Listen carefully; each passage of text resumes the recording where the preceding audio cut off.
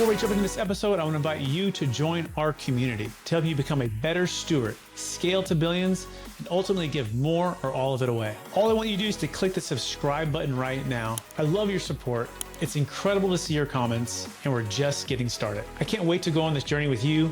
Thank you so much for subscribing. It means the world to me. Well, welcome to the Build It to Billions podcast, where we guide successful entrepreneurs and investors on their journey from millions to billions. We believe the key to scaling and compounding your wealth and life starts every single day with the mindset and practice of stewardship over ownership and applying billionaire biblical principles. Our ultimate goal is to help you scale and compound your wealth and life so you can give more or all of it away to help MVPs.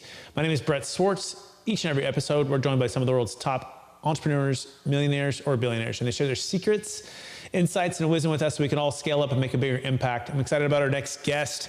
He's out of the Maryland, Baltimore area, and he is the founder of eReleases, a leading press release distribution service that helps small businesses, startups, and authors gain national media exposure. With over 25 plus years in the industry, he has built eReleases to bridge the gap between businesses and journalists, providing an affordable way to secure real press coverage. Please welcome to the show with me, Mr. Mickie Kennedy. Mickie, how we doing? Good. Glad to be here.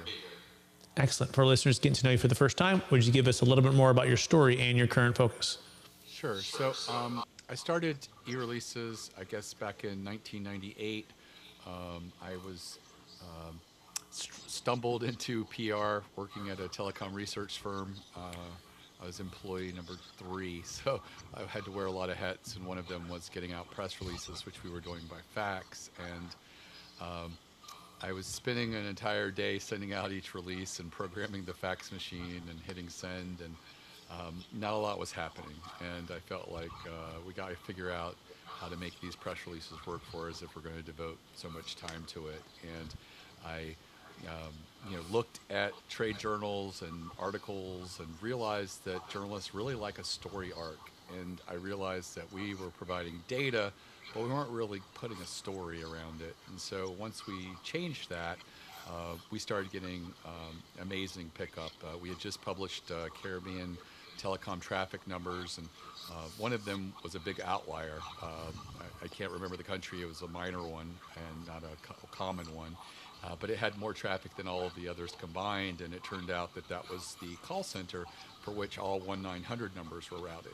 And so we shared the data. We talked about the 1-900 industry, and that got picked up by the Wall Street Journal, Washington Post, The Economist, Financial Times, and several telecom trade publications. And so I continued to do that, and I saw a shift where people started to request that we email them instead of faxing them, and that was sort of the idea for eReleases. So we originally started by emailing press releases, and today media databases have kind of ruined that market, and email is not a very effective way for reaching journalists, so we've migrated to working with PR Newswire, which is the oldest and largest newswire in the U.S. And there's largely a duopoly of press release newswires. It's Business Wire and PR Newswire. You don't need both, but you need to be on one of them. And that's where most journalists are actively looking for news and criteria, because unlike your inbox, it's very clean there. So if someone covers a particular industry, they can look at that feed, and they can even customize the feed by excluding certain keywords or making sure that stuff gets pinned that includes certain keywords. So it's a very clean place for them to look for news and hunt for news. And they have less time today and are asked to do even more because the budgets at newspapers aren't what they used to be. So it's really the greatest place for which journalists are actually hunting for material. Okay, hey, got it all. Thank you so much, Mickie. That was amazing. So, by the way, if you want to learn more about this, you guys can all go to eReleases.com. That's eReleases.com, and to get started. So let's start with this, Mickie.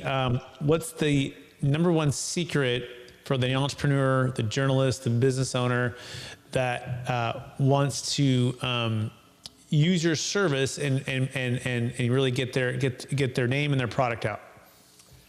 I think the first is don't approach it as what's... So if you like this little short clip of the interview I just did, click over here to watch the full interview. And please don't forget to subscribe. Thanks so much, everybody.